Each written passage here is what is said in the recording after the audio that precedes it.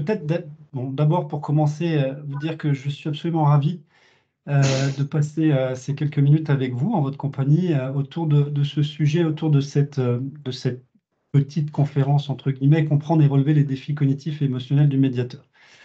Euh, alors, peut-être partir d'une anecdote pour comprendre les raisons de ce sujet-là. Une petite anecdote, j'ai été formé, comme l'a dit tout à l'heure Olivier, à la médiation transformative. La première session de formation a eu lieu en 2016-2017, si je ne dis pas de bêtises, Olivier. Et il se trouve que j'étais dans une session de formation où il y avait plusieurs profils. Alors moi, j'étais un peu le scientifique de service, mais il y avait un coach, il y avait aussi quelqu'un qui était formé à la médiation, mais une autre approche que la médiation transformative. Il y avait aussi un psychologue formé à la psychanalyse, etc., etc. Et en fait, ce qui était un peu rigolo à ce moment-là, c'est qu'on a tous eu le réflexe euh, de prendre ces concepts qu'on nous a délivrés à ce moment-là et de les regarder à travers notre discipline. On a eu tous ce réflexe qui est, à mon avis, un réflexe assez courant dans ces formations. Et vous voyez, en fait, ce réflexe, cette réflexion, elle ne m'a pas quitté. Et au contraire, j'ai essayé un petit peu de l'enrichir, et notamment grâce aux différentes discussions que j'ai pu avoir avec Olivier, et puis au gré des différentes sessions de formation.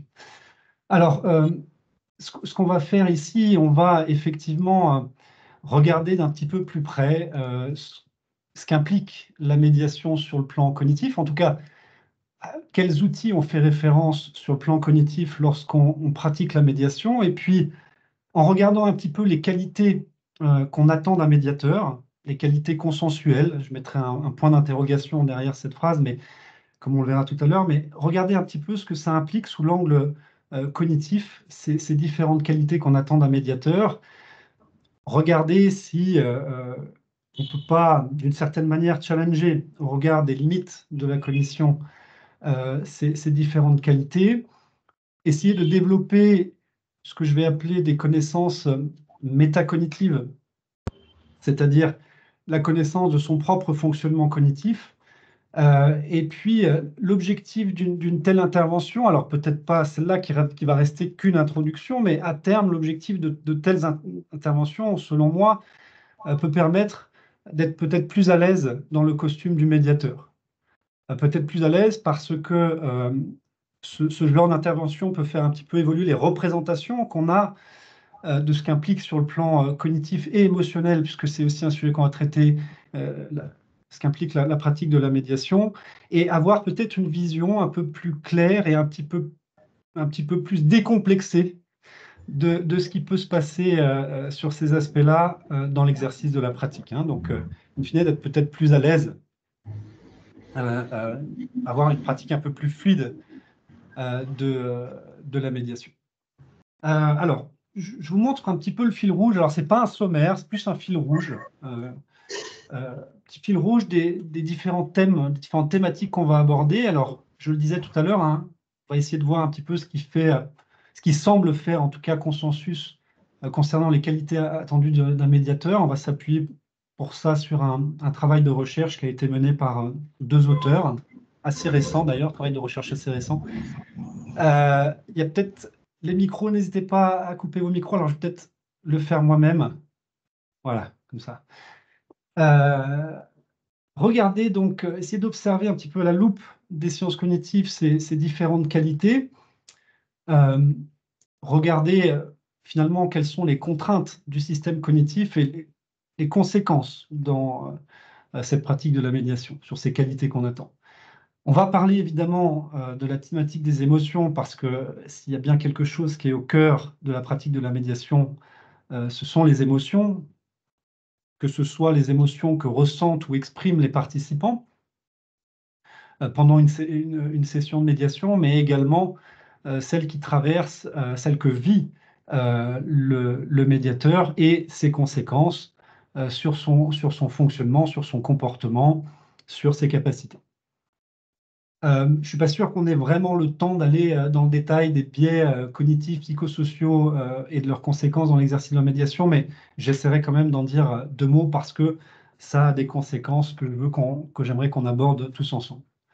Alors, on va parler de cognition, évidemment, comme je viens de l'annoncer, et j'ai l'habitude, quand je présente un petit peu ce qu'est la cognition, d'éviter les discours complexes, etc., et juste d'essayer de vous présenter quelque chose d'un petit peu rigolo. Je vais vous montrer là cette image dynamique et je vais vous demander de me dire dans quel sens roule le train. Qu'est-ce que vous percevez? Alors n'hésitez pas à mettre votre réponse dans la petite fenêtre de conversation. Si vous le voyez, ce train rentrer, vous mettez R ou rentrer. Et si vous voyez sortir, vous mettez S ou carrément vous écrivez sortir. Allez-y, n'hésitez pas. Il rentre ou il sort ce train? Alors, pour certains, il fait les deux. Pour certains, il sort, il rentre. Bon, il sort, ok, il rentre. Bon, vous n'êtes pas obligé de tous répondre hein, si vous ne sentez pas de le faire. J'ai suffisamment de matière pour dire que c'est un peu bizarre parce que je montre la même chose à tout le monde, mais manifestement, les interprétations peuvent changer d'un individu à l'autre, ou alors pour un même individu, cette interprétation, elle va changer selon le moment où je pose la question. Alors, je vous rassure tout de suite, hein, si vous voyez le train uniquement rentrer ou uniquement sortir, hein, il n'y a pas de souci, on ne va pas consulter tout de suite. Par contre, si vous le voyez aller dans les deux sens, on va en reparler.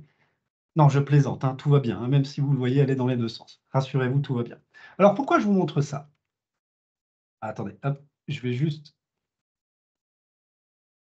voilà, bloquer l'image parce que sinon, ça peut être un peu pénible. Je vous montre tout ça pour vous dire, pour introduire un principe simple par rapport à la cognition et au fonctionnement du cerveau, c'est que nous avons des sens. On va considérer classiquement qu'on a 5 sens, hein, la vue, l'ouïe, le goût, l'odorat, le toucher. Et ces 5 sens agissent comme des antennes. Le boulot des 5 sens, ils sont payés pour ça, ils sont très forts pour ça, c'est de capturer le plus d'informations possible en provenance de l'environnement, pas que, mais en provenance de l'environnement. Donc, information avec un grand I, hein, ce que je suis en train de dire, ce que vous voyez, les sons que vous entendez autour de vous, etc., etc. Et toutes ces informations sont acheminées jusqu'à un centre de traitement qui est le cerveau. Alors, le boulot du cerveau, c'est quoi hein? C'est d'interpréter ces informations, c'est de sélectionner les informations sur lesquelles doit se porter l'attention. Le boulot du cerveau, c'est de stocker ces informations dans l'objectif de les réutiliser de manière à organiser le comportement pour satisfaire un besoin, atteindre un objectif, pour fournir une réponse adaptée face à l'environnement avec un grand E. Quand je dis avec un grand E, c'est l'environnement social également, etc.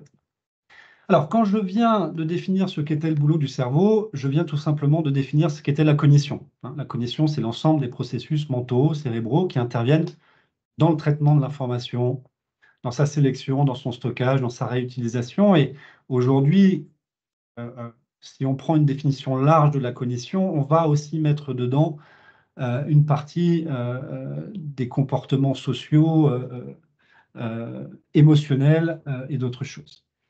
Alors, quand je viens de donner la définition de la cognition, on s'aperçoit assez naturellement que la cognition, c'est partout et tout le temps, et que c'est central, évidemment, dans l'exercice de la médiation.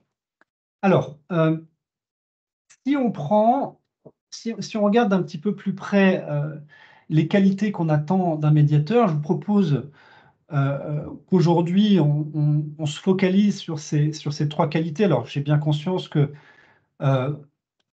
on peut apporter de la nuance. J'ai bien conscience que ces qualités que je vous montre ici, dont je vais vous parler, c'est pas une liste exhaustive, mais il faut bien partir d'un point de départ. Hein. Euh, et qu'on regarde un petit peu tout ce que ça implique sur le plan cognitif. Alors, ces qualités que je vous montre ici, l'écoute active avec des parenthèses, l'empathie, l'impartialité / la neutralité, là aussi il y aurait des nuances à apporter, je pense, mais je ne les sors pas de mon chapeau, je les tire d'un papier qui a été écrit par Tsuru Hara et Crémine en 2023, une étude dont peut-être j'aurai l'occasion de vous reparler un petit peu tout à l'heure. Et euh, papier intéressant hein, dans lequel les auteurs essayent de mettre en corrélation le comportement du médiateur et on va dire les mouvements externes des participants. Mais encore une fois, on va peut-être pas forcément se focaliser sur ces résultats-là. sauf si vous avez des questions, hein. Je ne l'ai pas dit tout à l'heure, mais n'hésitez pas, hein, si vous en avez, à les inscrire dans la petite fenêtre de conversation. Alors, on va démarrer naturellement par l'écoute. Et l'écoute, hein, qui sur le plan cognitif, peut considérer qu'elle est sous-tendue par deux piliers qui sont les capacités attentionnelles de l'individu, le système attentionnel de l'individu, hein, et évidemment la compréhension. Alors, écouter, si on regarde les choses à travers ces deux piliers, ce serait prêter attention à ce que dit l'interlocuteur. Et ça dépend du système attentionnel et d'un outil cognitif qu'on va aborder ensemble, qu'on appelle la mémoire de travail. Et puis, bah, comprendre ce que cet interlocuteur nous dit, hein, donc ce qui implique évidemment, sur le plan cognitif, le langage, la théorie de l'esprit. La théorie de l'esprit, c'est une capacité cognitive qui nous permet de nous forger des représentations sur les états mentaux de l'individu qui est en face de nous et de réaliser à partir de tout ça certaines inférences qui nous permettent de prédire le comportement, qui nous permettent de comprendre, d'accéder à l'état mental de l'autre, ses émotions, ses désirs, etc. L'empathie aussi, c'est quelque chose dont on va reparler, euh, euh, qui implique peut-être une dimension un peu plus émotionnelle que la théorie de l'esprit, si on regarde un petit peu plus théoriquement.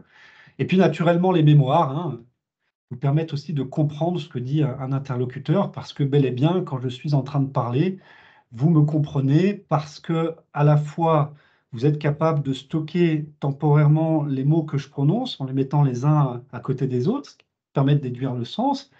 Et puis ce sens-là, vous le déduisez aussi parce que bah, vous avez stocké dans votre mémoire à long terme un certain nombre de mots, de concepts et leur définition. OK? Euh, Regardons d'un petit peu plus près, et c'est d'ailleurs le zoom que je vais faire uniquement dans cette présentation. Regardons d'un petit peu plus près le système attentionnel.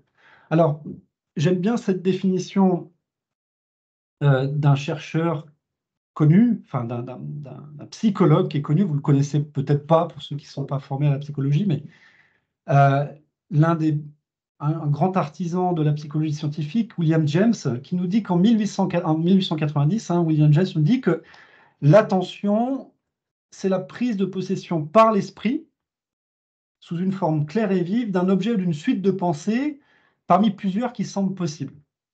Alors j'aime bien cette définition qui a été un petit peu actualisée, peut-être un peu simplifiée maintenant, mais j'aime bien cette définition parce qu'elle rend compte des deux fonctions de l'attention. Une première fonction de l'attention qui consiste en la sélection de quelque chose. D'accord? Il y a plusieurs informations qui nous arrivent, un petit peu ce que j'évoquais tout à l'heure avec l'exemple, avec l'image du train, là. Plusieurs informations nous arrivent. Il y a bel et bien un système qui sélectionne. Et sur ces informations sélectionnées, ben, on peut traiter plus ou moins intensément l'information. On peut concentrer plus ou moins son attention sur une information, sur un discours ou autre chose. La particularité de ce système et de beaucoup d'outils cognitifs qu'on utilise, c'est que c'est un système qui est fortement contraint. On a 80 milliards de neurones, ce qui est un chiffre énorme, mais malgré ces 80 milliards de neurones, il y a des choses qu'on ne peut pas faire, ce qui est un peu étonnant, mais c'est le cas. Cette attention qui agit comme un filtre, elle implique d'emblée que lorsqu'on se focalise sur une information, pardonnez-moi, ipso facto, on abandonne les autres.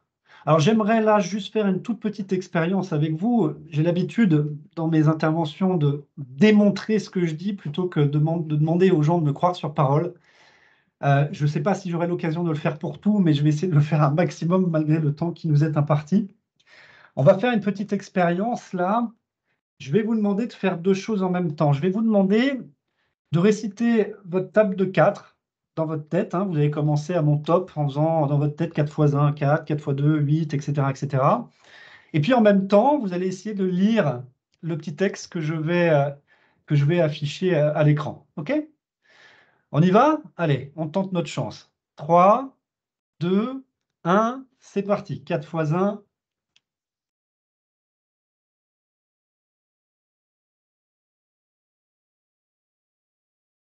Bon. on va, on va arrêter la torture ici, hein. Je pense que à travers cette petite expérience extrêmement simple, hein, chacun s'est bien aperçu que lorsqu'on est confronté à devoir réaliser des tâches qui intrinsèquement exigent de la ressource attentionnelle, on est bien incapable de les faire simultanément. Et cette expérience montre bien que nous sommes des êtres monotâches, d'accord? Hommes et femmes, hein, nous sommes des êtres monotâches, d'accord? Bon, j'espère ne décevoir personne quand je dis ça. Alors, il y aurait des nuances à apporter sur cette capacité éventuellement à réaliser du multitâche, mais je ne vais pas rentrer dans les détails. Retenons que lorsqu'on se focalise sur une information, on a beaucoup de mal, voire même c'est impossible, de traiter en même temps d'autres informations. Alors pourquoi je vous ai fait faire ce petit exercice? Bon, euh, d'abord pour vous montrer qu'on ne peut arpenter qu'un seul chemin intentionnel à la fois, mais également pour introduire quelque chose qui est fondamental, qui peut se produire lorsque on est dans l'exercice de la médiation, c'est ce que probablement tous les médiateurs ont au moins déjà connu une fois, ou même continuent à vivre malgré leur expertise, leur expérience. C'est cette idée que pendant l'exercice de la médiation, un certain nombre de pensées peuvent nous venir. Ce que je vais appeler ici des pensées intrusives, hein. Ce sont des pensées qui s'imposent à nous, qu'on ne choisit pas d'avoir. Ces pensées sont très souvent le fruit, les conséquences concomitantes en tout cas avec les émotions qu'on peut ressentir à un temps T, hein. Ça peut être le stress, l'anxiété, etc. Et puis bah, ici, j'ai essayé d'illustrer un petit peu certaines de ces pensées. En tout cas, moi, je les ai déjà vécues dans les différents entraînements que j'ai pu faire sur la médiation. Je ne vais pas me souvenir, ça tourne en rond, hein, la discussion tourne en rond. Tiens, là, je suis un petit peu dépassé, il allait trop vite. Tiens, là, j'ai l'impression d'être inutile aussi. Il faut absolument que je reste impartial, hein, c'est une prérogative, enfin, c'est une obligation, hein, quasiment, hein, quand on fait de la médiation. Ou alors, je comprends rien. Alors, ici, c'est plutôt des pensées intrusives qui sont en lien avec la crainte, mais ça peut être aussi de l'agacement, hein. Ça peut être aussi une forme d'agacement. Tiens, il m'énerve. Tiens, j'ai beau répéter ou refléter, reformuler un nombre incalculable de fois, il prend toujours pas conscience de ce dont il devrait prendre conscience. Enfin, voilà, toutes ces pensées-là peuvent nous arriver dans cet exercice-là. Et le problème de ces pensées, comme on vient de le voir juste avant, c'est qu'elles peuvent concurrencer littéralement les informations pertinentes. C'est-à-dire que mon cerveau se met à alterner entre le discours qui est tenu par euh, euh, le médié, le participant, et puis ces pensées qui sont pertinentes, hein. La nécessité d'être impartial, c'est pertinent, etc. Alors, le souci, hein, c'est que quand ces pensées nous arrivent, elles viennent saturer un autre outil cognitif euh, qui, dont on se sert quand on est médiateur euh, pour l'écoute, qui est la mémoire de travail. Alors, la mémoire de travail, c'est la mémoire qui nous permet de maintenir et de manipuler un petit nombre d'informations pendant un temps limité. D'accord? Cette mémoire de travail, elle est centrale, hein, dans le cadre de la médiation parce qu'elle permet, pas que d'ailleurs, hein, mais elle permet au médiateur enfin, de comprendre. Elle est très impliquée dans la compréhension, cette mémoire de travail. Et puis, bah, c'est cette mémoire également qui va permettre au médiateur de restituer fidèlement ce qui peut être exprimé par les participants. Alors, le faire sous forme de reflet, hein, ce qui est l'outil de la médiation transformative, mais ça peut être aussi de la paraphrase, de la reformulation, des résumés, enfin, toutes les pratiques qu'on peut retrouver dans le cas de la médiation. Cette mémoire de travail, c'est aussi un système très fortement sous contrainte. Je vous prie par avance de m'excuser parce que je ne pourrais pas vous le démontrer, mais je promets que c'est possible.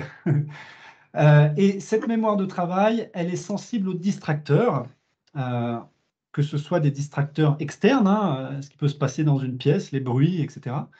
Elle est sensible aux émotions, hein, c'est ce qu'on a vu avec les pensées intrusives, et puis elle est sensible à la fatigue. Je reviendrai certainement un petit peu sur cette notion. Alors, les pensées intrusives, hein, typiquement, elles agissent de cette manière, c'est-à-dire qu'elles viennent occuper de l'espace en mémoire de travail. Et donc, comme on le voit sur le schéma, c'est autant de place en moins, autant de ressources en moins à donner à ce qui est en train à allouer à ce qui est en train de se passer dans le cadre de la médiation. Donc, ces pensées intrusives freinent l'écoute, elles prennent de la ressource et diminuent l'espace de traitement disponible. Alors, je vais faire un petit peu une transition un peu rapide après la prochaine diapo que je vais vous montrer en basculant du coup assez rapidement sur la question de l'émotion, puisque finalement, il en est pleinement question ici. Mais avant de le faire, j'aimerais quand même que vous repartiez avec deux, trois éléments un peu concrets, avec deux, trois préconisations pour limiter, commencer en tout cas à envisager de limiter cette concurrence que peuvent générer les pensées intrusives. Alors en fait, ici, il va être très intéressant pour un médiateur, selon moi en tout cas, de travailler ce qu'on appelle le contrôle et la maîtrise attentionnelle. La question de l'autorégulation, dans le cadre de la médiation, elle me semble centrale, que ce soit de la régulation, de l'autorégulation cognitive ou de la régulation émotionnelle, on y reviendra, mais cette maîtrise et ce contrôle de l'attention, pour l'améliorer, pour en tout cas essayer de rentrer dans cet enjeu, on peut agir sur plusieurs leviers. Alors, le premier, c'est la métacognition, c'est un petit peu ce que j'évoquais tout à l'heure, c'est-à-dire offrir aux gens des connaissances sur leur fonctionnement, essayer de développer un petit peu des compétences des compétences métacognitives. Il y a des gymnastiques attentionnelles, on peut les appeler comme ça, des pratiques qui entraînent cette capacité à contrôler l'attention, c'est-à-dire résister aux interférences, en tout cas pas se laisser embarquer trop longtemps par ces interférences. Alors c'est le cas du mindfulness, de la méditation pleine conscience. Si vous n'êtes pas, j'ai l'habitude de dire les choses comme ça, si vous n'êtes pas familier de ces pratiques-là, j'aime bien toujours dire aux gens, exit le temps. On considérait que les stratégies de relaxation, de méditation, étaient réservées à des moines tibétains, le crâne rasé, en tauge orange, qui lévitent au-dessus de la rivière. Si vous avez ces représentations, vous pouvez un petit peu les faire évoluer. Il n'y a pas du tout besoin d'adhérer à certaines philosophies pour pratiquer ce genre de méthode. Et il y a pas mal de papiers qui montrent que c'est très intéressant d'un point de vue attentionnel que de pratiquer ce genre d'exercice. Ça permet de plus facilement placer notre attention là où nous, on a envie qu'elle soit et pas là où le cerveau nous dicte qu'il faut, l'endroit où le cerveau nous dit qu'il faut mettre l'attention. Certaines stratégies aussi de régulation émotionnelle, ici j'ai mis le cas des stratégies physio-relaxantes, ont montré qu'elles permettaient, lorsqu'on les pratiquait, de faciliter la concentration. Programmer son attention, apprendre à programmer son attention, apprendre dans les situations où on peut être déstabilisé comme ça sur le plan attentionnel, avoir ce réflexe d'être au clair avec son intention et d'être au clair avec la pratique, avec la manière d'agir qui va me permettre de réaliser cette intention.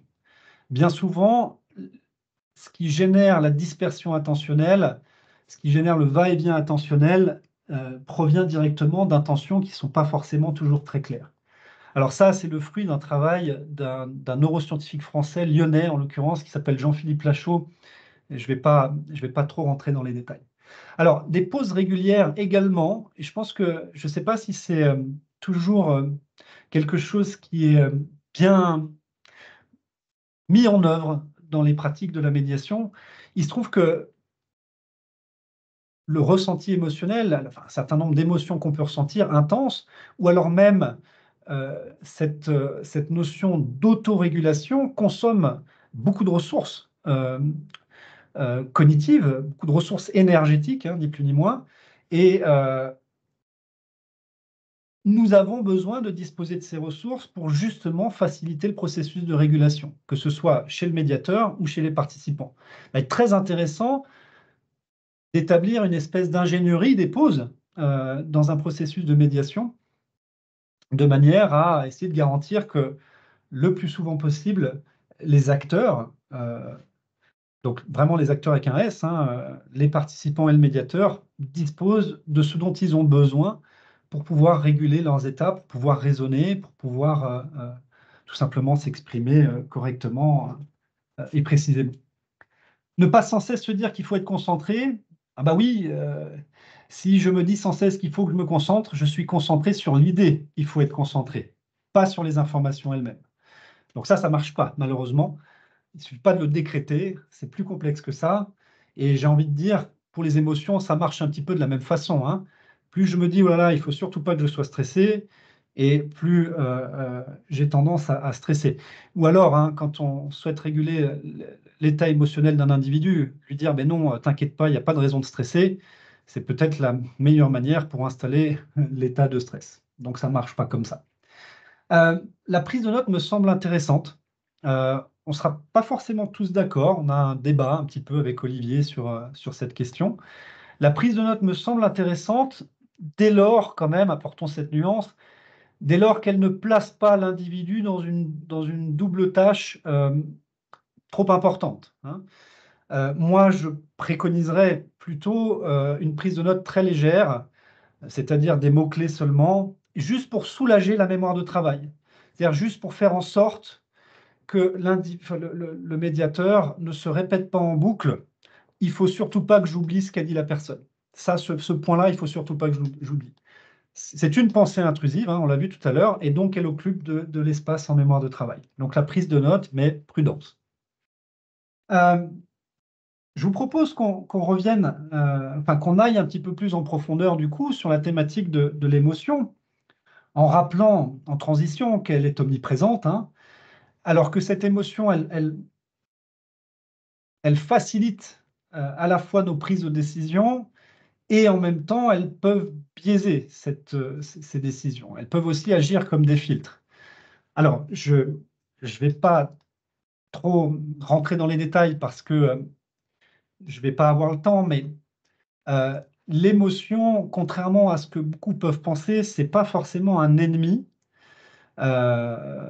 lorsqu'on est dans une situation, et bien au contraire, on sait maintenant, depuis la fin du XXe siècle, essentiellement, avec les travaux d'un scientifique qui s'appelle Damasio, que l'émotion est un outil indispensable pour la prise de décision. Alors, évidemment, certaines émotions peuvent altérer le fonctionnement cognitif, et je vais peut-être donner quelques exemples, hein. Alors, il y a les pensées intrusives qu'on a vues tout à l'heure, mais il y a un chercheur qui s'appelle Bauer qui, en 1981, a réalisé un certain nombre de travaux et qui a montré, par exemple, que lorsqu'on était dans un état émotionnel particulier, X ou Y, nous avions tendance à traiter préférentiellement les informations émotionnelles congruentes avec notre état émotionnel.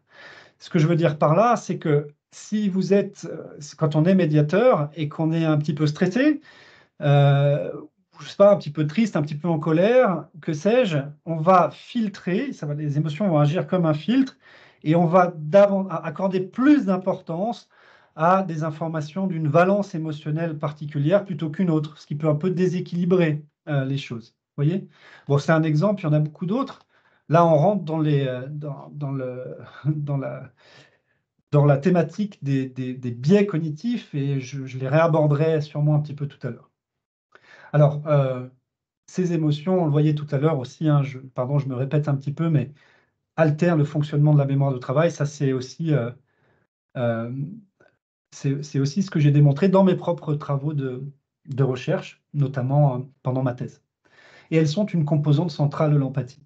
Alors, puisque l'émotion est à ce point au cœur de la pratique, je pense qu'il est nécessaire, évidemment, pour un médiateur d'être au clair sur ce concept, et puis peut-être de faire un petit peu évoluer les conceptions de ce concept et de voir l'émotion plutôt comme un processus. Alors je dis ça parce que l'émotion, qui est un sujet sur lequel j'ai l'habitude de m'exprimer, notamment dans différentes institutions, les entreprises, etc. Je dis ça parce que très souvent, dans ces contextes-là, on présente la thématique des émotions en s'arrêtant à la conception théorique des émotions de base. Vous avez sûrement déjà entendu parler de cette très belle théorie qui a été formulée par Ekman, et qui nous dit que l'être humain, génétiquement, est précablé, hein, pour ressentir 6 émotions de base. Alors, ce chiffre-là peut un petit peu différer selon les auteurs, hein, mais la joie, la peur, le dégoût, la tristesse, la colère et la surprise, qui fait un peu plus débat. Et les travaux d'Ekman, et ce qu'on présente très souvent quand on aborde ce sujet-là, dans les conférences, dans les formations, ce sont des travaux qui se sont beaucoup attardés, qui sont beaucoup penchés sur la composante expressive des émotions, et notamment le visage. Voyez. Mais quand on y regarde d'un petit peu plus près, cette théorie, elle est un petit peu insuffisante pour vraiment parler précisément et de manière complète des émotions. Elle ne nous dit pas, cette théorie, par exemple, pourquoi, confronté à une même situation, un individu peut ressentir un état émotionnel, X ou Y, et puis un autre individu, une chose totalement différente, une émotion totalement différente. Cette théorie ne me dit pas pourquoi moi-même, confronté à une situation le lundi, je ne vais pas forcément avoir les mêmes émotions que si je suis confronté le vendredi. Voyez, il manque quelque chose. Et il y a des modèles qu'on va, et notamment un en particulier qu'on va voir ensemble, qui permet de compléter un petit peu les choses. Alors, pour introduire ce modèle, je vais faire un petit jeu, encore un petit truc, j'espère, un petit peu sympa. Alors, pas forcément pour tout le monde, pour le coup, dans ce que je vais vous montrer. Je vous montre cette image et puis vous me dites si ça évoque pour vous quelque chose de positif ou de négatif. Mettez-moi un P si c'est positif dans la conversation là, et puis un N si c'est négatif. OK. Hmm.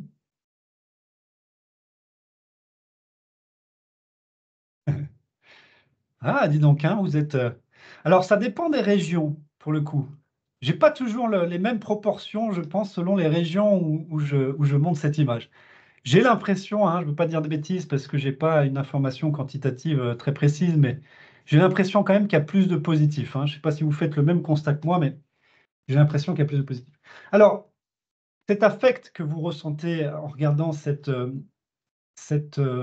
image, d'ailleurs, disons-le en passant, hein, mais probablement l'intensité de l'affect que vous allez ressentir en regardant cette image peut être différent selon le moment de la journée auquel vous posez cette question. Là, on est bientôt à l'heure du repas, donc ça doit être encore plus intense pour certains. Bon. L'affect que vous avez ressenti, hein, face à cette image n'est pas la conséquence de ma question. C'est le fruit d'un processus d'évaluation qui s'est mis en œuvre de manière un petit peu, qui s'est déroulé, mis en œuvre de manière automatique et irrépressible dans votre cerveau, hein. Euh, et ce processus-là est en lien avec le processus émotionnel. OK? Alors, je ne vais pas là, parce qu'on n'a pas le temps malheureusement, mais je l'aurais fait avec grand plaisir sinon, je ne vais pas vous poser la question de ce que vous entendez derrière le terme émotion. J'aime bien poser cette question aux personnes parce que, et là je vais citer la phrase de, enfin je vais faire une citation de deux chercheurs qui ont travaillé sur l'émotion. Le premier, c'est faire. Le deuxième, je me souviens plus, pardonnez-moi. Bon, peu importe, c'est pas très gênant. Qui dit que tout le monde sait ce qu'est une émotion jusqu'à ce qu'on demande d'en donner une définition. À ce moment-là, il semble que plus personne ne sache. Bon. L'émotion fait partie de ces choses dont tout le monde a une expérience intime, mais quand il s'agit de mettre des mots dessus, de l'exprimer un peu plus clairement, ça devient compliqué. Alors, c'est quand même intéressant dans la pratique de la médiation d'avoir une définition assez claire des émotions. Alors, une définition assez claire des émotions, vous allez voir, ça permet deux choses. En plus d'avoir une vision plus claire de ce qui se joue en nous et de ce qui peut se jouer chez les participants, ça nous permet de mieux comprendre également euh, pourquoi certaines stratégies de régulation émotionnelle vont être plus efficaces que d'autres.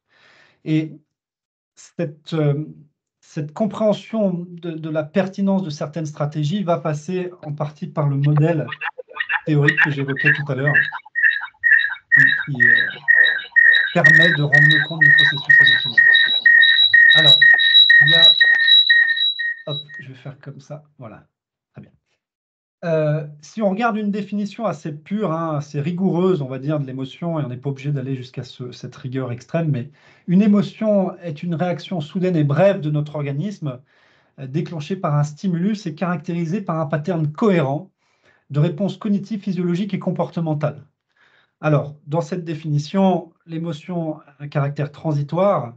Si ça dure plus longtemps, on parle plutôt d'humeur. Il y a un objet précis à l'origine de l'émotion. Et puis, bah, ça se caractérise par un ensemble de changements au niveau de l'organisme, des changements physiologiques, composantes physiologiques des émotions, hein, le cœur qui accélère, etc., etc. La composante expressive, hein, celle sur laquelle a beaucoup travaillé Ekman. Ici, j'ai mis le visage, mais ça peut être d'autres choses, ça peut être les postures, les gestes, l'intensité de la voix, etc. Euh, on est capable de labelliser l'état émotionnel dans lequel on se trouve, plus ou moins bien, plus ou moins précisément d'ailleurs selon les individus, et pas forcément tous égaux là-dessus. Et puis, une émotion, ça s'associe toujours à une tendance à l'action, une tendance à agir d'une manière plutôt que d'une autre. Cette composante de l'émotion, elle est très importante pour comprendre pourquoi, dans certains états émotionnels, poussent l'individu à s'approcher de manière hostile ou au contraire à fuir la situation. Et ce qu'il faut comprendre, et c'est là où je vais introduire le fameux modèle, c'est que face à une situation, notre cerveau il y a un processus automatique qui se met en œuvre. Les situations qu'on s'apprête à vivre, les situations la situation qu'on est en train de vivre, les situations qu'on a vécues sont passées au crible d'un processus d'évaluation qui comporte plusieurs critères. Je ne vais pas tous les citer, il y en a 13, 14. Et c'est la réponse que les réponses que donne le cerveau à chacun de ces critères qui vont déterminer la qualité émotionnelle, enfin la nature de l'état émotionnel qui va être ressenti et son intensité. Alors, je vais vous donner peut-être les 4 grandes familles de critères pour pour essayer d'être un peu plus clair. Le cerveau va se poser la question de la pertinence de la situation qu'il s'apprête à vivre, par exemple. Est-ce que c'est une situation qui est nouvelle? Est-ce qu'elle est pertinente par rapport à mes buts et mes besoins, etc. Le cerveau va se poser la question de l'implication de cette situation qui est à l'origine de cette situation, quelles sont ses motivations. Le cerveau va essayer d'appréhender quelles sont les conséquences possibles de cette situation, s'il y a une urgence à agir dans cette situation. Le cerveau va se demander également, va se poser la question de son potentiel de maîtrise. Est-ce que je peux maîtriser cette situation? Est-ce que je peux m'ajuster à cette situation? Est-ce que je peux changer les propriétés de la situation qui vont me permettre de faire face à cette situation? Et puis enfin, dernière grande famille de critères, le cerveau va se poser la question si la situation qu'on est en train de vivre est en adéquation avec nos normes internes en tant qu'individu, fruit de notre éducation, notre culture, etc. Et puis les normes qu'on prête à la société. Voilà. Et c'est vraiment, enfin, tous ces critères-là sont mis en œuvre de manière automatique, plus ou moins conscient, et c'est vraiment la réponse subjective qu'apporte le cerveau à chacun de ces critères qui va déterminer la nature de ce qui est ressenti. Parce que on a aujourd'hui une compréhension un peu plus élevée, un peu plus importante de la question émotionnelle, parce que c'est au cœur de la pratique de la médiation, parce qu'on a démontré que il y avait certaines compétences qui étaient associées à ce processus émotionnel, il nous semble intéressant de dire que la pratique, enfin, le fait d'essayer d'augmenter ses compétences émotionnelles est une pratique très pertinente par rapport à la médiation. Alors, les compétences émotionnelles, on est quelques-uns dont je fais partie, quelques-uns à préférer ce concept-là à celui de l'intelligence émotionnelle. Bon, c'est un petit peu la même chose, mais les implications du terme compétence sont un peu différentes que celui de l'intelligence. Mais bon, passons. J'aime bien ce modèle hein, qui met en évidence 5 grandes compétences, identifier ses émotions et celles d'autrui, comprendre ses émotions et celles d'autrui, exprimer ses émotions, être à l'écoute, utiliser ses émotions et celles d'autrui, réguler ses émotions. Alors, j'aimerais rattacher et rendre à César ce qui est à César, ces compétences émotionnelles à quelque chose de plus large que mon ami Olivier Chamberloir appelle la gymnastique psychosociale, l'hygiène psychosociale, qui est un concept un peu plus large que celui des compétences émotionnelles, mais dans lequel on peut inclure ces compétences émotionnelles. La gymnastique psychosociale, c'est identifier un cadre, accorder du temps à mettre en œuvre un certain nombre de réflexes sur le plan relationnel, inter ou intrapersonnel, faire dans ce cadre-là, enfin mettre en œuvre dans ce cadre-là une réflexion et une possibilité d'expression sur les émotions, c'est-à-dire faire de l'émotion un objet explicite, spécifique, qui va donner matière à l'échange et à certaines pratiques au sein d'un groupe social. Bon, peut-être qu'Olivier dira un peu plus de choses, sûrement d'ailleurs, que moi par rapport à tout ça. Alors, je ne vais pas traiter l'ensemble de ces compétences émotionnelles que je viens d'aborder, quand bien même elles ont toutes une importance, enfin, elles ont toutes de l'importance, hein, très très clairement. La capacité à identifier, hein, par exemple, son état émotionnel ou celui des autres, c'est un précurseur de la régulation émotionnelle et ça fait même partie de la régulation émotionnelle. Je vais peut-être ici me focaliser plus sur la cinquième, qui est la régulation des émotions. Alors, il me reste très peu de temps, je vais essayer d'accélérer un petit peu. Je suis désolé, j'ai tendance à parler beaucoup. Je t'interromps juste une ici... seconde, Adrien, juste pour, Oui. parce qu'effectivement, je ne savais pas si tu voyais mes messages pour dire que tu étais à la bourre. Juste pour dire que là, on est en train de zapper la période qui était allouée aux questions jusqu'à 19h, que je te propose d'aller au bout de ce que tu peux faire jusqu'à 19h, et que ceux et celles qui veulent rester 10 ou 15 minutes de plus après, sont bien sûr les bienvenus. Nous, on sera là pour être avec vous. Je te laisse enchaîner. Ok. Merci beaucoup. Je suis désolé hein, d'être un petit peu à la bourre comme ça. J'aurais dû vous prévenir dès le départ que ça allait être possible. Désolé, j'ai oublié de le faire. Alors, quatre familles, quatre grandes catégories de régulation, enfin de stratégies pour réguler les émotions. Alors là, je vais m'appuyer sur un modèle qui est le modèle de Gross. Merci. Qui est le modèle de Gross. Alors, on va distinguer un premier grand type de stratégie qui va consister à moduler la réponse émotionnelle. Modulation de la réponse émotionnelle, hein, je le dis vite, c'est tout simplement, je ressens quelque chose, mais je m'interdis, entre guillemets, de ressentir cet état, de l'exprimer. Hein. Dans certains cas de figure, ça peut être tout à fait pertinent. Hein. Certains cas de figure, on ne peut pas, il n'est pas de bon ton d'exprimer, de montrer ses émotions. Je ne vais pas prendre des exemples extrêmes comme les enterrements ou ce genre de choses où on contraint son système émotionnel, mais voilà, il y a beaucoup de situations où c'est le cas. Alors, peut-être dire un mot quand même là-dessus en disant que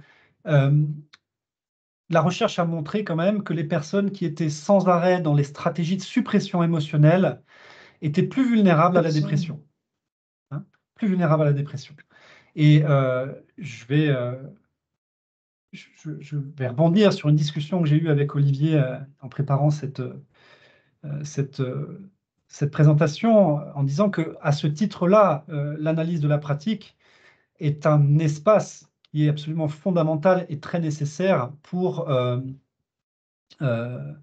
justement éviter qu'un médiateur qui serait confronté à des situations de médiation très impactantes sur le plan émotionnel évite que ce médiateur, en tout cas, lui permet plutôt d'exprimer, d'extérioriser ses états émotionnels qui peuvent lui poser problème. Donc, modulation de la réponse émotionnelle. Autre grande stratégie de régulation des émotions, le déploiement, redéploiement attentionnel, actif ou passif. Alors, c'est l'idée que, tiens, si je suis dans une situation, par exemple, où je m'ennuie un petit peu, imaginez une réunion où personne n'a la caméra, une réunion qui dure 3 heures sur des sujets qui ne nous intéressent pas. Au bout d'un moment, il y a une petite voix qui va taper à la porte de votre cerveau et qui va dire, tiens, c'est un petit peu chiant, est-ce qu'on n'irait pas voir la dernière vidéo YouTube là, de notre YouTubeur préféré? Est-ce qu'on n'irait pas, je ne sais pas moi, voir le dernier post Instagram de notre Instagrammeur préféré, etc. Vous voyez, redéploiement intentionnel. Alors évidemment, on ne peut pas le faire pendant une situation de médiation.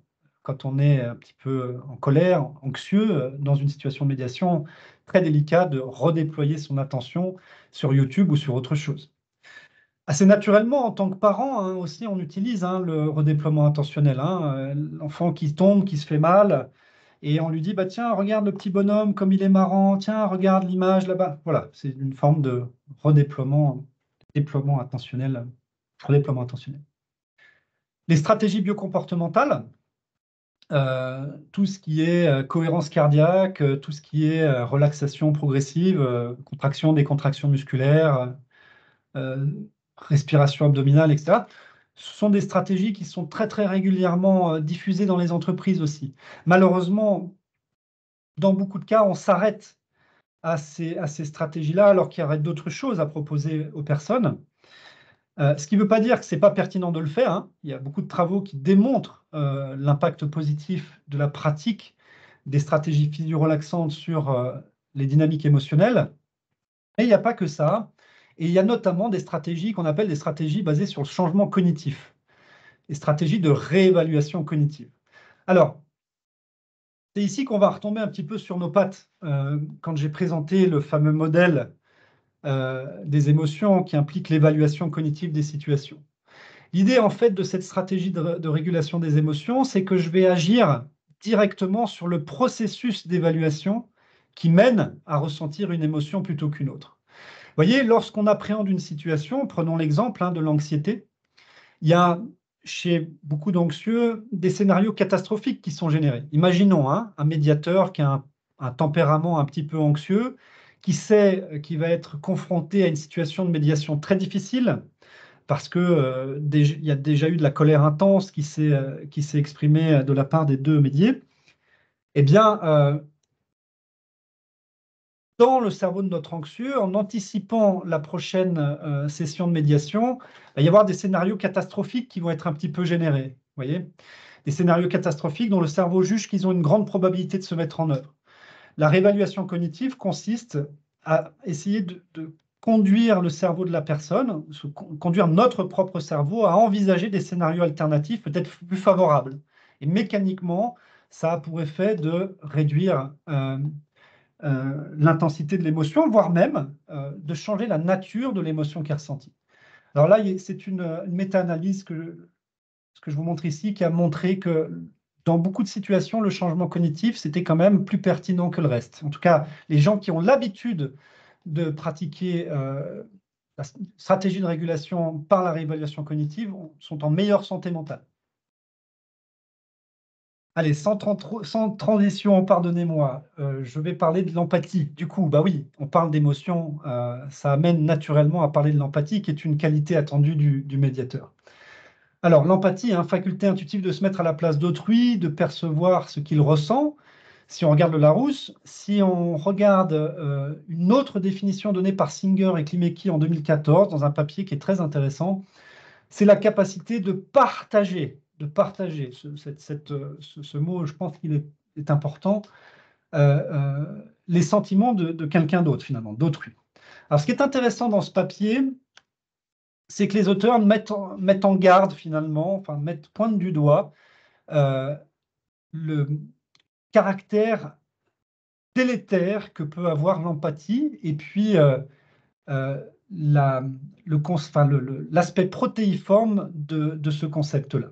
Les auteurs font en effet la distinction entre ce qu'ils vont appeler l'empathic distress, qu'on pourrait traduire en français, on pourrait le traduire de plusieurs manières, mais stress empathique ou souffrance empathique. Je crois que c'est comme ça que moi je l'ai traduit dans le reste de ma présentation, où on est pleinement impacté, on va ressentir une émotion négative que exprime notre interlocuteur, et cette émotion négative nous impacte particulièrement et nous fait tomber, nous pousse en tout cas à adopter des comportements qui sont plus des comportements prosociaux, nous vulnérabilise à certaines pathologies mentales. Nous faut ressentir le stress, partage le stress qui est exprimé par le participant. Et donc les auteurs distinguent cette réponse empathique à une autre réponse empathique qu'on appelle la compassion, qui permet de bien faire la distinction entre soi et l'autre, finalement, ce qui devait être le cas hein, quand on manifeste de l'empathie. Et cette compassion, au contraire, elle s'exprime par des états émotionnels positifs et pas seulement, elle se caractérise aussi par une volonté d'agir de manière prosociale, c'est-à-dire d'agir en bienveillance, d'aider l'interlocuteur. Vous voyez qu'on n'a pas du tout ici la même réponse émotionnelle face à la situation, X ou Y. Alors, dans le papier que je vous montre ici, à la fois les auteurs tendent à montrer que c'est sous-tendu par des réseaux de neurones différents. Et évidemment, les auteurs militent en faveur d'un développement de la réponse compassionnelle, je ne sais pas si ça se dit vraiment comme je viens de le dire, mais développement de la compassion chez les individus. Et c'est particulièrement ce que je veux exprimer ici à travers cette diapositive. Les auteurs nous montrent qu'il est possible de s'entraîner à ressentir de la compassion. Et c'est ça qui est intéressant. Il y a des entraînements, une pratique que je ne vais pas trop détailler ici, mais qui consiste à projeter mentalement, visualiser mentalement un individu, d'abord un individu proche, et puis de générer des pensées positives sur cet individu, et puis au fur et à mesure de prendre des individus de plus en plus lointains, jusqu'à envisager des individus pour lesquels on peut être hostile, pour lesquels on peut ressentir de l'hostilité. Donc, l'un dans l'autre, hein, si on parle de la régulation des émotions et de l'empathie, voilà une préconisation qu'on pourrait faire également, qui consiste à mettre en œuvre chez les médiateurs, dans leur pratique, en dehors de la médiation, ce type d'entraînement. Ça me semble tout à fait intéressant. Pareil, pas le temps de faire la belle transition que j'avais prévue. On a vu qu'il y avait beaucoup de choses automatiques hein, qui se produisaient finalement dans le cerveau d'un individu. Hein. C'est l'automaticité de nos réactions, enfin l'automaticité de notre fonctionnement, c'est une grande partie de notre fonctionnement. Et comment ne pas parler des biais cognitifs, surtout quand on a introduit tout à l'heure les biais que pouvaient générer les états émotionnels. Alors, je ne vais pas rentrer dans le détail. Vous voyez qu'il y en a énormément, des biais cognitifs. Je vais peut-être un petit peu ajuster le discours général qu'on peut entendre, enfin tenter d'ajuster le discours général qu'on peut entendre sur les biais socio-cognitifs. Alors, il est vrai de dire que, si on prend un exemple qui est celui des stéréotypes, il est vrai de dire que nous avons intégré des représentations sociales euh, euh, par rapport à des groupes sociaux d'individus et que l'être humain a tendance à attribuer à un individu d'emblée les caractéristiques qui sont liées au groupe social. Et les caractéristiques connues, partagées dans la société, vrai ou faux, on s'en fout, hein, c'est pas l'idée, mais on a cette tendance-là. C'est ça qu'on appelle le raisonnement par stéréotype, hein, et c'est quelque chose d'assez rigide. Évidemment, en tant que médiateur, on ne va pas se comporter de la même façon si ce stéréotype se met en œuvre. On ne va pas attribuer aux personnes les mêmes capacités, les mêmes compétences, et ça peut bien sûr biaiser un petit peu notre exercice de la médiation. Alors, il y aurait tout un tas de choses à dire, l'effet de cadre aussi, hein, la manière dont on présente les solutions, sous forme de gains, sous forme de pertes, peut engendrer hein, des décisions différentes. Il y a tout un tas d'autres biais cognitifs. On a tendance à appliquer aux situations notre vision du monde. On a tendance euh, à être plus sensible, à filtrer ce qui a tendance à confirmer nos croyances, nos hypothèses de départ, etc. Et peut-être un petit mot ici en faveur des approches non directives de la formation, de la médiation, pardonnez-moi. L'idée que au moins on a à réaliser enfin, à décider à la place de, au moins on a à juger ce qui est en train de se réaliser, ou en tout cas de formuler des jugements de manière explicite, et plus on se préserve des effets potentiels de ces biais cognitifs. Ça me semble intéressant de le mettre en avant, sans forcément militer d'emblée pour une approche plutôt qu'une autre. Hein, mais ce que je veux ajuster, c'est qu'il est très compliqué, voire même impossible, en tout cas, il y a beaucoup de chercheurs qui sont cassés les dents là-dessus, d'inhiber complètement ces biais cognitifs Désolé pour ceux qui doivent partir. Merci d'être restés un petit peu plus longtemps et je vous souhaite une bonne soirée pour ceux qui doivent nous quitter. Difficile d'échapper, voire même impossible d'échapper à ces biais cognitifs, ou en tout cas, quand les chercheurs y parviennent, il y a beaucoup de travaux qui montrent que ça ne se fait pas sur le long terme. Donc, je ne suis pas sûr qu'il faille aujourd'hui développer des dispositifs pédagogiques pour tenter de supprimer ces biais. Je pense que c'est peine perdue. Je pense qu'il est beaucoup plus raisonnable de les accepter, donc d'avoir conscience de leur existence, d'être capable peut-être d'identifier les situations dans lesquelles ils peuvent s'exprimer et d'essayer de développer une forme de flexibilité cognitive, parce qu'en fait, ces biais s'expriment surtout lorsqu'on est dans un mode de traitement de l'information qui est un peu intuitif, rapide. C'est ce que Kahneman appelle le mode type 1, et il s'exprime beaucoup moins quand on reprend le contrôle. On est encore ici dans une forme d'autorégulation, quand on reprend le contrôle de sa pensée. Et puis, je l'ai dit tout à l'heure, privilégier les approches non directives. Alors, si on essaye de mettre tout ça, tout ce qu'on a vu sur l'empathie, sur les émotions, tout ça au regard de la notion de neutralité, d'impartialité. Alors voilà ce que j'ai envie de dire, hein. Si on part des postulats suivants, on ne peut pas s'empêcher d'avoir des émotions. On l'a vu tout à l'heure, hein, c'est une réaction soudaine, non contrôlée, hein, de notre organisme. Que de deux, il est souhaitable d'être empathique lorsqu'on pratique la médiation, avec la nuance que j'ai apportée tout à l'heure sur l'aspect compassion. Que nos jugements sont très souvent automatiques et soumis à de nombreux biais socio-cognitifs, peut-on alors réellement rester neutre et impartial dans l'exercice de la médiation? C'est une vraie question, à mon avis, qu'il faut soulever. Et je dis ça parce qu'il y a un concept qu'a partagé avec moi Olivier, qui est le concept de pluripartialité. Alors, je m'excuse par avance, j'espère ne provoquer personne, enfin ne heurter personne en me permettant cette petite provocation, mais est-ce que la pluripartialité, c'est pas tout simplement un aveu d'impartialité impossible? Enfin, voilà, est-ce qu'on est partial ou on ne l'est pas? Ou impartial et on ne l'est pas? Ne vaudrait-il pas mieux parler plutôt de pluricompassion? Voilà. Bon. Encore une fois, hein, désolé à ceux qui doivent nous quitter, mais je termine juste sur cette diapo. Je vais aller très très vite.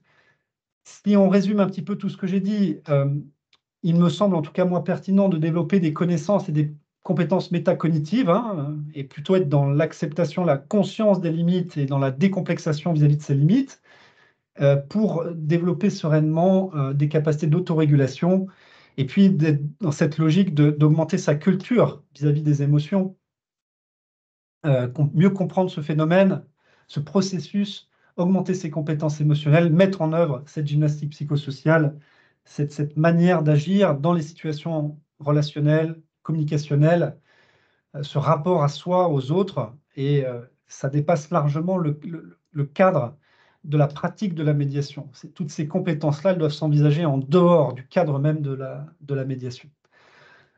Et question ouverte, hein, est-ce qu'il serait intéressant d'enrichir des référentiels de compétences des médiateurs et puis des formations autour de la médiation? Voilà, j'ai terminé. Je suis vraiment désolé d'avoir explosé le temps. Je vous remercie de votre attention. Si jamais vous avez encore un peu de temps et que vous avez des questions, j'y répondrai avec grand plaisir. Je prendrai tout le temps qu'il faut pour ça. Et si vous devez nous quitter, je vous remercie de ce temps passé en votre compagnie et de votre écoute. Merci Adrien. Si tu veux peut-être enlever le doc, Oui, qu'on se remette un peu ensemble. Merci beaucoup. Je vois qu'il y a une question là dans le chat sur est-ce qu'on pourrait avoir les slides pour réfléchir à tête reposée. Je pense que ce qu'on va faire surtout, c'est qu'on va faire un replay, on va mettre sur le site du réseau francophone là. Il y a une page qui s'appelle ressources dans laquelle il y a pas mal de vidéos déjà et on va ajouter le replay de ta présentation, Adrien, pour ceux qui veulent y retourner. Je dois faire un peu mon mea culpa parce que tu m'as dit, Adrien, que c'était trop long, qu'il y avait trop de trucs, trop peu de temps. Et je t'ai mis un peu la pression parce que j'étais gourmand pour les autres et je voulais que tu abordes le plus de sujets possible. Évidemment, ça a permis de faire un survol très rapide. mais pas de rentrer en profondeur, en particulier sur les situations particulières de médiation dans lesquelles on est confronté justement à ces pensées intrusives, à cette nécessité de réguler les émotions, à ce passage de ligne de crête entre l'empathie compassionnelle et l'empathie qui nous contamine, dans laquelle on se laisse entraîner dans les émotions négatives du participant. Toutes ces choses qui sont assez passionnantes à creuser et sur lesquelles il est intéressant d'identifier des exercices, des choses pour s'entraîner, pour progresser. Mais évidemment, ça ne peut pas se faire en 3 quarts d'heure.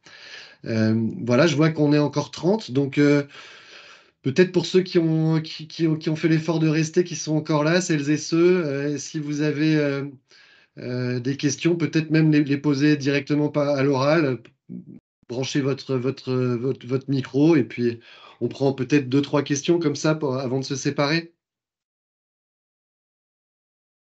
Avec grand plaisir, en tout cas me concernant. Est-ce que quelqu'un veut se lancer? Ouais, Oui, Oui, Elisabeth. Ouais.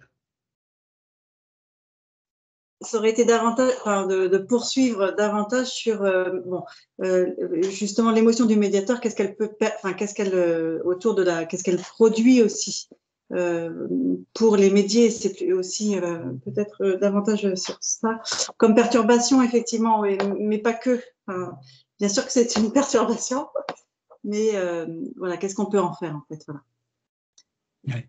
Et moi, j'ai Oui, alors, terminé un entretien dernièrement avec une émotion forte parce qu'il y avait un enjeu très fort d'un risque de suicide. Et voilà, c'était une émotion forte de waouh, voilà, vous avez vu ce que vous avez réussi à vous dire pendant 2 heures et vous avez été en présence pendant 2 heures et j'ai eu une petite montée d'émotion et en même temps je me suis dit bah voilà, je leur ai partagé, j'en ai fait quelque chose, j'en ai nommé quelque chose, mais je me suis dit je savais pas pour eux parce que c'était la fin. Voilà. Mais je partage juste ça et je me dis ça me donne juste envie d'aller un petit peu plus loin. Voilà. Est-ce que c'est une perturbation forcément l'émotion du médiateur?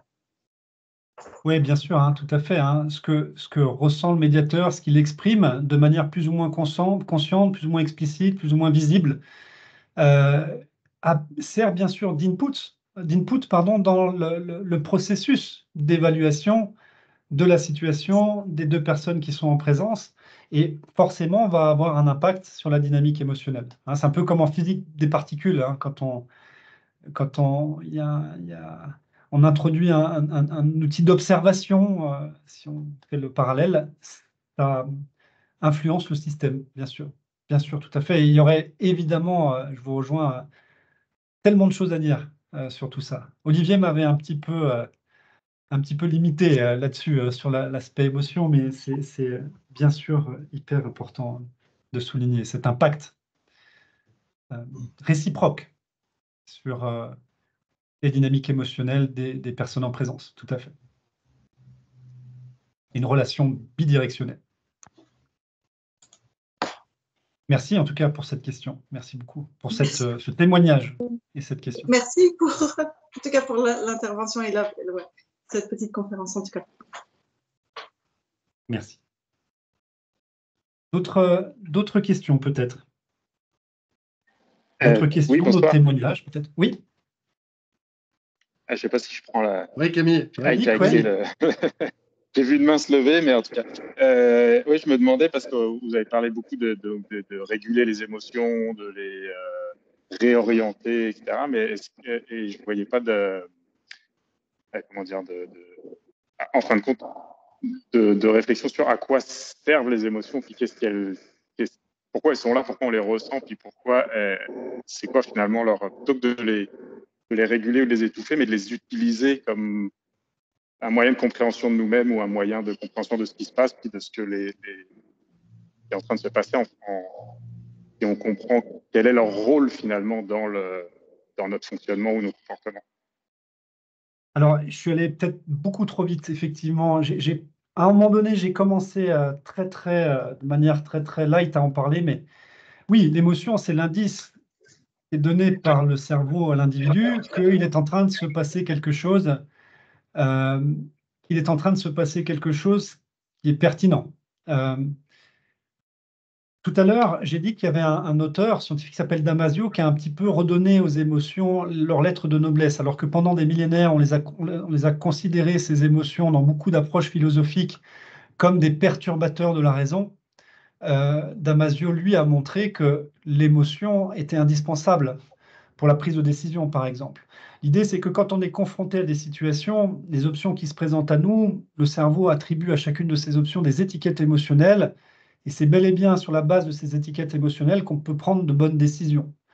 Donc, il y a à la fois l'indice que donne le cerveau à l'individu sur la pertinence d'une situation qu'il est en train de vivre et du fait qu'il va falloir éventuellement changer le comportement, mettre en œuvre des comportements d'adaptation. Il y a l'aspect bénéfique des émotions dans la prise de décision, dans le processus de rationalité même. Hein. C'est plus ici, là, dans une conception où il y a rationalité d'un côté, émotion de l'autre. C'est vraiment deux choses qui sont imbriquées. Et puis, bah, les émotions, comme on l'a vu tout à l'heure aussi, c'est très impliqué dans l'empathie, c'est-à-dire que cette résonance émotionnelle, elle nous permet de comprendre notre environnement. Les émotions ont une fonction communication très forte et nous permettent de renseigner l'autre sur notre état et d'avoir un renseignement, une information sur l'état émotionnel de l'autre et d'inclure donc ces informations dans notre modèle mental de la situation et dans les comportements qui devraient être mis en œuvre dans la situation, comportement d'adaptation. Je ne sais pas si je réponds à votre question, mais effectivement, je n'ai peut-être pas suffisamment pris de temps pour bien expliquer à quoi nous servaient les émotions. Il y a vraiment cette notion d'adaptation, de communication, de compréhension. Adrien, on avait une question de Dominique. Je ne sais pas si Dominique est encore là et veut poser sa question. Oui, je suis encore là, Olivier. D'abord, Oui. moi, je voulais te dire merci d'avoir eu cette idée de proposer à Adrien de nous parler. Donc, merci à Adrien aussi. Vraiment, je trouve que c'est passionnant et en fait, ça me donne qu'une envie, c'est de passer beaucoup plus de temps avec vous sur ces sujets-là. Merci en beaucoup. fait, très sensible à cette idée d'accepter finalement, enfin, ce caractère un peu automatique du fonctionnement, voilà, de notre cerveau et plutôt que de batailler contre, d'essayer de travailler avec. Mais avec une petite question sur le sujet de la réévaluation cognitive, c'est-à-dire enfin, c'est une question parmi 10 000, hein, mais celle-ci, je la livre. Est-ce que cette réévaluation cognitive, ça peut pas, enfin, on peut pas prendre, voyez, couper dans les virages et puis prendre un raccourci pour se protéger justement. Par exemple, vous parliez de l'anxiété qui peut nous emmener sur un terrain d'un imaginaire terrifiant, etc. Et d'essayer de rerouter ça sur quelque chose avec quoi on sait faire. Mais du coup, est-ce que il n'y a pas un petit risque d'aller du côté de mécanismes de protection, d'autodéfense, on va dire, qui vont nous faire minorer ou voilà, ou nous amener du côté, enfin, c'est terrible à dire, le mot est affreux, du cynisme, enfin, je ne sais pas quoi, vous voyez. C'est vraiment un truc à travailler, me semble-t-il, profondément, cette réévaluation cognitive. Oui, Voilà. alors, merci pour cette réflexion, cette question. En fait, l'idée de la réévaluation cognitive, et très souvent, les gens ont cette sensation, c'est que ça reviendrait pour certaines personnes, ce qui n'est pas le cas, hein, je vais préciser, mais à mettre des lunettes roses et à voir tout rose et à éviter de voir ce qui est plus sombre. Mais en fait, non, c'est juste partir de l'idée que certaines émotions, comme l'anxiété, si on reprend cet exemple, ferment un petit peu le focus, resserrent un petit peu trop le champ des possibles. Et à ce moment-là, n'est envisagé, enfin, le cerveau considère très probable uniquement les scénarios négatifs. Alors, l'idée, c'est pas de nier la possibilité de ces scénarios, en fait. Et c'est peut-être là où je vais essayer de répondre pleinement à votre question. Ce n'est pas de nier la possibilité de ces scénarios, c'est simplement de permettre à l'individu d'avoir une vision un petit peu plus large de la situation, dans ses conséquences, dans son déroulé de cette situation. Et donc, du coup, dans les scénarios alternatifs possibles, peut-être plus positifs vis-à-vis de la situation. Donc, j'insiste, hein, ce n'est pas pour mettre des choses sous le tapis et ignorer, nier certaines choses, juste pour redonner au cerveau une vision plus large, peut-être plus réaliste, finalement, de comment les choses peuvent se passer et surtout de la capacité à pouvoir faire face à ces situations. Vous voyez, je n'ai pas cité tout à l'heure un travail de recherche que j'ai piloté, qu'on a mené avec Olivier il y a quelques années, c'est assez récent, où on montre dans ce travail de recherche que la pratique de la réévaluation cognitive, ce ne sont pas des travaux qui ont été publiés, hein, je le précise, parce que je procrastine sans arrêt la rédaction de ce truc. Olivier, je le vois sourire parce qu'il me connaît bien. Mais on montre que la pratique de la réévaluation cognitive, quand on la compare à d'autres stratégies de régulation des émotions, comme stratégie physio-relaxante ou l'imagerie mentale, la pratique de la réévaluation cognitive s'associe en plus à un gain de confiance en soi supplémentaire que les autres stratégies de régulation ne montrent pas dans notre protocole. Vous voyez, donc on agit sur la dynamique émotionnelle, on ne nie pas la possibilité de scénario négatif, mais on permet à l'individu d'envisager des issues peut-être un peu plus positives et de montrer au cerveau que ces issues positives, elles ont peut-être au moins autant de chances de se produire que les issues négatives. Vous voyez? En tout cas, il y a une probabilité non nulle que ces issues positives se produisent. Et donc ça change la dynamique émotionnelle et ça change la confiance en soi.